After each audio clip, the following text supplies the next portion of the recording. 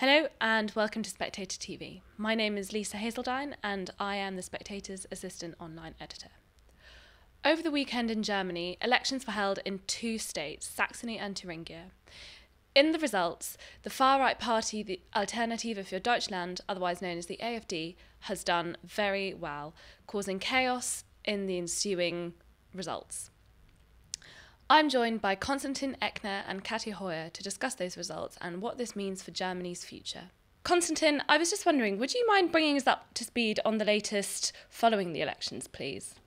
Yeah, of course, as you just mentioned, Alternative for Germany, AfD, a far-right party, has won the election in Thuringia, one of the eastern German states, and also they finished second, a close second in Saxony, and it's a historic, or was a historic Sunday, historic election results, because it's the first time that a far-right party has actually won a state election in any German states since World War II, so in modern Germany, so to speak.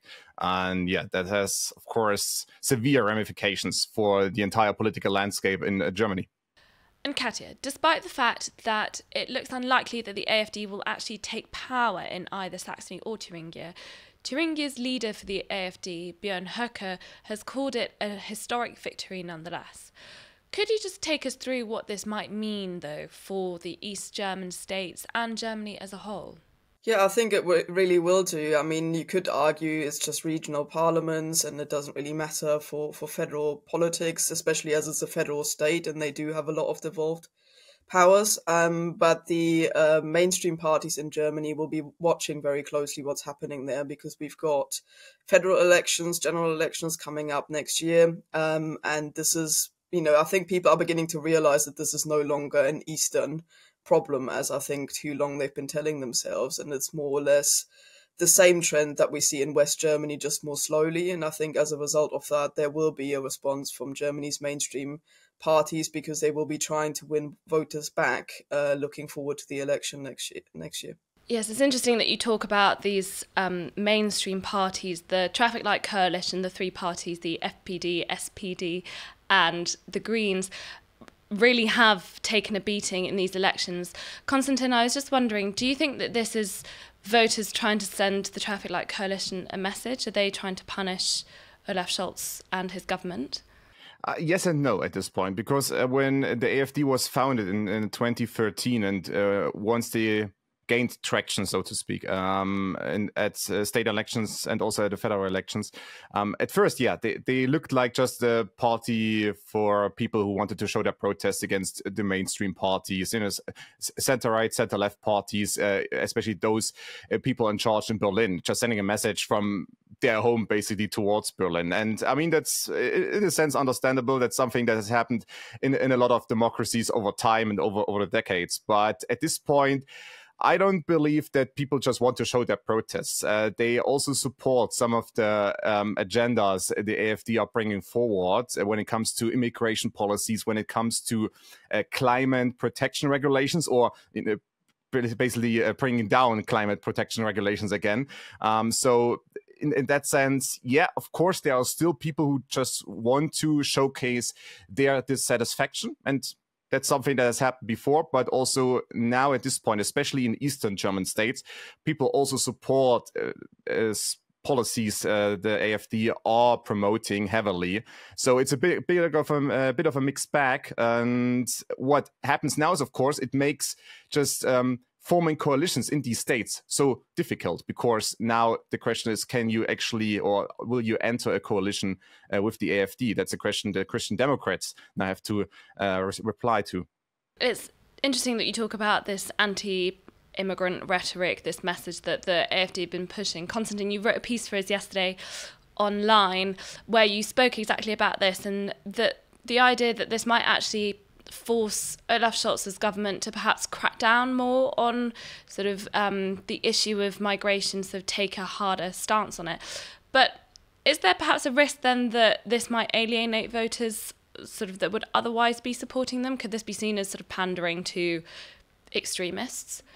Yeah, of course. And that's also a tough choice to make at this point for Scholz, Social Democrats, and for the entire coalition. As you just mentioned, the Liberal Free Democrats and the Green Party are part of that coalition. And the Christian Democrats are right now in the opposition, but they are also part of that mainstream landscape, obviously. So those four parties. And also, it's not just that. It's not just that you might be accused of pandering to far-right agendas and to far-right voters, but also what sometimes political scientists state is that when you have been promoting like not an open door policy, but more of a laissez-faire immigration policy, and then you're all of a sudden turning around and making maybe a 180 almost, some voters might just see that as basically fake and something where they say, all right, I still vote for the original, and that's the far-right party, AfD.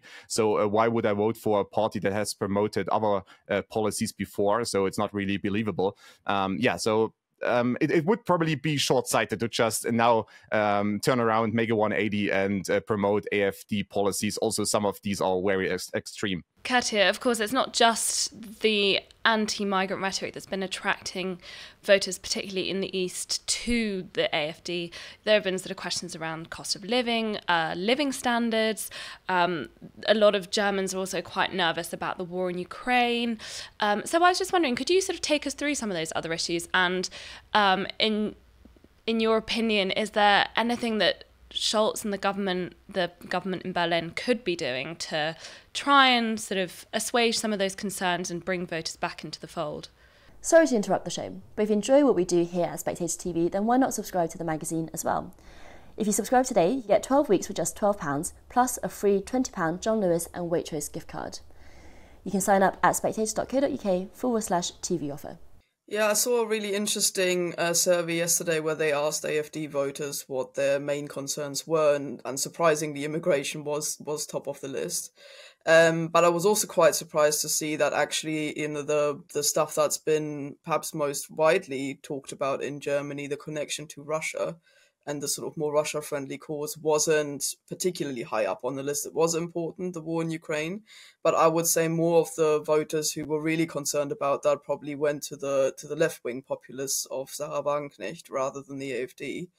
Although that is a concern still for those voters, but not very high up on the list.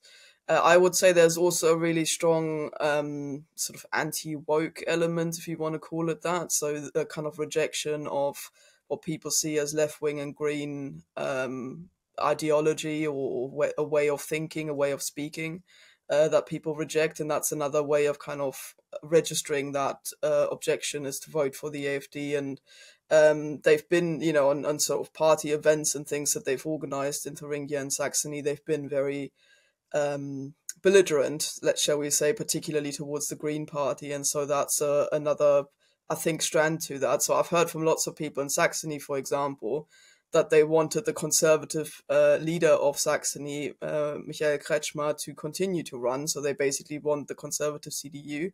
But they resented the idea that they were in a coalition together with the Greens. So that put those voters in a position where they were kind of trying to find a way of saying, I want that, but without the Greens. And then they often sort of more or less tactically voted AfD to try and basically get the sort of balance of the parties just right, so that it would be impossible to get another coalition together.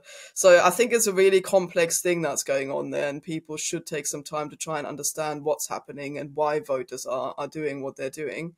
I would push back a little bit on the idea that they can't address the sort of immigration issue in a credible way, because that's what the CDU used to do for a long time. And I think under Angela Merkel, of course, 16 years is a long time, but that was a bigger paradigm shift for the party, I would say, than as if the party kind of credibly tries to find a way back to being a bit more restrictive on immigration. I think that can work if they do it carefully. I mean, Friedrich Merz, who's now sort of taken over, was very clumsy about that in the past. So he made claims, for example, that refugees got better dental care than people in Germany, and people saw it for the populism that it was, and it had no effect whatsoever on people who have now turned to the AfD. But I think if they can credibly say, that they will move back to a more controlled stance on immigration, that they will still look for, foreign workers that are necessary for the German industry, that they try very carefully to select who's in the country and who isn't, and particularly that they do something about public safety, I think then that can win voters back to the centre. The Saxony and Thuringia branches of the AfD have been designated by the courts as right-wing extremists. So I was also just wondering, an element of sort of the psychology of the voters who've been voting for them, does it not bother them that they have this label? Obviously, in Germany, that also carries particular weight. I mean, yeah, of course, they have been labeled, categorized as that, assessed to be extremist parties, or the AfD has been assessed to be an extremist party, at least in these states. It's a bit different. So that's basically an assessment on the state level. But also, I mean, keep in mind that was done by the intelligence service, which is, of course, a government branch, basically. It's not quite as simple as that, but from the point of view from a normal voter somewhere in Thuringia or Saxony, of course they see, okay, that's a government agency basically that's saying that, and I'm essentially against mainstream parties and thereby against the government in Berlin or the government in my state. So with that kind of anti-government stance, then hearing something like that, you don't believe it. You think it's not credible. You don't really buy into that assessment, and thereby it doesn't really factor in to your voting behavior. I mean, that's what we really have to look at when we look at the recent results. And in less than 3 weeks, Brandenburg, another Eastern German state, will also have a state election. And right now, I mean, the AfD are battling for first position there as well against the probably will have first position when I think about it, looking at a recent poll. So we will see. But it's something where people really, they have essentially detached themselves from some of the positions, some of the status quos, some of the things that the government in Berlin or the state government say, and that's basically the biggest paradigm shift in a sense, because for 2 decades or so, people at least believed or bought into the credibility of governments to an extent at least. But at this point, they don't buy into that anymore. And we are talking about 30% of the electorate in Thuringia and Saxony, roughly speaking, plus another couple of percent for Sarah Wagenknecht's party, which is not really a far left party. It's more, it's a hybrid party, basically, also promoting far right agendas. So think about it. I mean, we are talking about maybe 40% of people of the electorate, and that's severe, and that's why it has such severe ramifications for the political landscape, and especially for those who are leading the mainstream parties. And we've got about a year to go until Germany's federal election now. So, Katja, in your opinion, what does the next year look like from the AfD's perspective? Do you think that they're going to be capitalising on the chaos that has surrounded these state elections? And what do you think at this stage their likelihood of success is at next year's election? Well, I think for the mainstream parties, particularly in Saxony and Thuringia, it's really tricky now because they have to form coalitions with, as Constantin was just saying, with another party that isn't really part of the mainstream, that's Sarah Wagenknecht's alliance, and probably 1 or 2 other left-wing parties now. And so basically you get very unstable coalitions, potentially, or no coalitions if they can't come to an agreement in Saxony and Thuringia. And that will be very easy for the AfD to exploit. For one thing, they can say a third of the voters is just being ignored here. The majority of the party that got the most votes in Thuringia is just ignored here. So that's a narrative that's quite easy for them to tap into and to use, and thereby maybe to mobilize even more voters to say, if you want real change, then you need to come to us and make us so big that we can't be ignored any longer. And I think that's what we have been seeing in their growth so far, as well as a party. And I think I was also quite surprised to see that there was almost relief from some of the mainstream parties, particularly from the SPD, where they've been nearly obliterated in both of these states. They've got sort of 6 and 7% respectively. And all they had to say about that was, well, it's not great, but at least we're still in the parliaments, and if that's your aspiration, and if that's where you stay, then I don't see that getting any better for them in the next election. I think they really do need to think about particularly why they lost the working class vote to the AfD, because that's quite a stark trend. And if they can sit down and come up with a strategy of winning these people back, they're all former voters of other parties by definition. And I think people sometimes forget that people don't wake up one morning and think, I really want to go to a far right party today and listen to people who espout sort of Nazi slogans. That doesn't happen from one day to the next. So, I would really urge the mainstream political parties to not write these voters off and think about what they can do to get them back into the fold of the sort of centrist array. Constantin and Katja, thank you very much for joining me.